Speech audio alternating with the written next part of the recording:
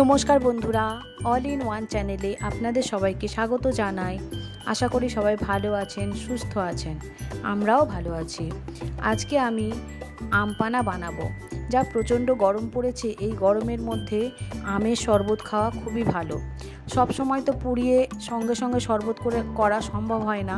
সেই জন্য যদি আমরা একেবারে করে স্টোর করে রেখে দিতে পারি তাহলে খুবই ভালো হয়।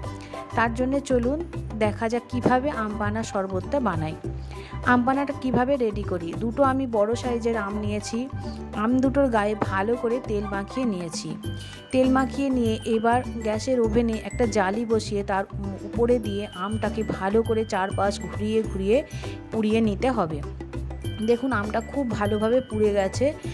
প্রথম আমটা পুড়ে গেলে দ্বিতীয় আমটা আমি একইভাবে পুড়িয়ে নেব। এবার আমটা যখন পোড়া হয়ে যাবে তখন একটা কাপড়ের সাহায্যে ধরে ঠান্ডা জলের মধ্যে ডুবিয়ে রাখবো।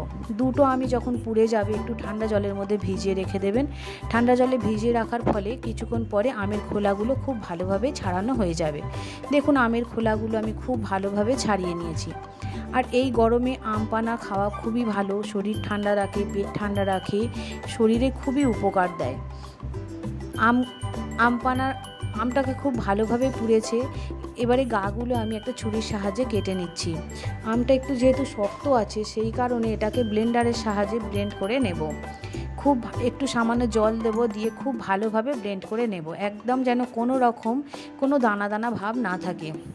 এবার যখন ব্লেন্ড করব ওর মধ্যেই আমি নুন দিয়ে দেবো 1 চা চামচ, চিনি দিয়ে দেবো আমি 100 গ্রামের মতো, যাতে পরবর্তীকালে যখন আমি শরবতটা গুলবো তাতে যেন কোনো রকম নুন বা চিনি না দিতে হয়।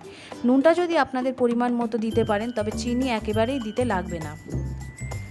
এটা দেখুন খুব ভালোভাবে ব্লেন্ড করা হয়ে গেছে। হয়ে যাওয়ার পর আমি এটাকে ছেঁকে নিচ্ছি।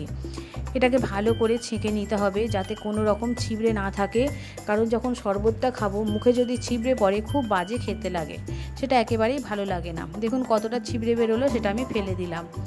আমের পাল্পটা হয়ে গেছে। আমি এতে সামান্য পরিমাণ জল দিয়ে একটু পাতলা করে নিয়েছি, নাহলে প্রচণ্ড মোটা হয়ে গেলে করা যাবে না। এবার এটাকে যেহেতু স্টোর করে রাখবো তাই অল্প সামান্য তেল দিয়ে কড়াইয়ের মধ্যে আমি নেড়ে নেব। তেল দিয়ে সামান্য জিরে দিয়েছি। জিরেও গরমে খাওয়া খুবই ভালো, পেট ঠান্ডা করে। এবার জিরে দিয়ে আমের পাল্পটা সমস্ত আমি দিয়ে দিয়েছি। দিয়ে সমস্ত পাল্পটা যখন দেওয়া হয়ে যাবে, দিয়ে ভালো করে একটু নেড়ে চেড়ে মিশিয়ে নিতে হবে। জিরেটা যাতে সমস্ত পাল্পটার মধ্যে মিশে যায় সেই কারণে সমস্তটাই ভালো করে নেড়ে চেড়ে মিশিয়ে দিতে হবে। এরপর আমি এই আম পানায় মেশানোর জন্য একটা ভাজা মশলা তৈরি করেছিলাম।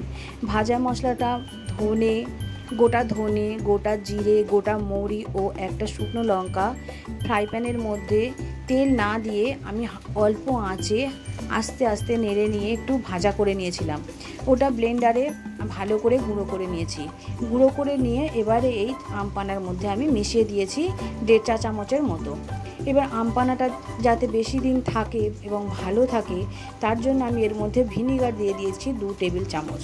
ভিনিগারটা দিয়েও বেশ ভালো করে নেড়ে চেড়ে 2-3 মিনিট ফোটার জন্য অপেক্ষা করব।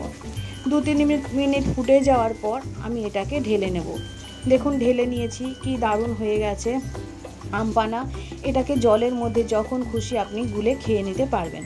দেখুন আমি এবার গুলছি, শরবত বানাচ্ছি। আমি 3টে গ্লাসের মধ্যে শরবত বানিয়ে নিয়েছি। আপনারা চাইলে বরফ দিয়ে খেতে পারেন বা শুধু ঠান্ডা জল দিয়ে বা প্লেন জল দিয়েও খেতে পারেন। আমি একটা প্লেন জলে করেছিলাম, দুটো ঠান্ডা জলে করেছিলাম। তবে কোনোটাই আমি বরফ দিইনি, কারণ বরফ খেলে আমার ভীষণ ঠান্ডা লেগে যায়, তাই আমি বরফ খাইনি। আপনারা চাইলে অবশ্যই বরফ দিয়ে খেতে পারেন। ভিডিওটা যদি ভালো লেগে থাকে তাহলে অবশ্যই একটা লাইক করে দেবেন।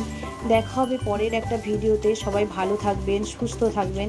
এইভাবে যদি বাড়িতে আম পানা করে খেতে পারেন, গরম তো থাকবেই, সেটা নিয়ে আমাদের চলতে হবে, তবে তার মধ্যে এটা একটা প্রোটেকশান মাত্র। এটা খেতেও খুবই ভালো, শরীর মন একেবারে তরতাজা রাখে। ভিডিওটা যদি ভালো লেগে থাকে অবশ্যই একটা লাইক করে দেবেন। দেখুন যেটুকু আমার আম পানা বাকিটা বেঁচে গেছিলো আমি একটা জারের মধ্যে ভরে রেখে দিয়েছি, আর বাকিটা আমি পরে শরবত বানিয়ে নিয়েছিলাম। দেখা হবে পরের একটা ভিডিওতে।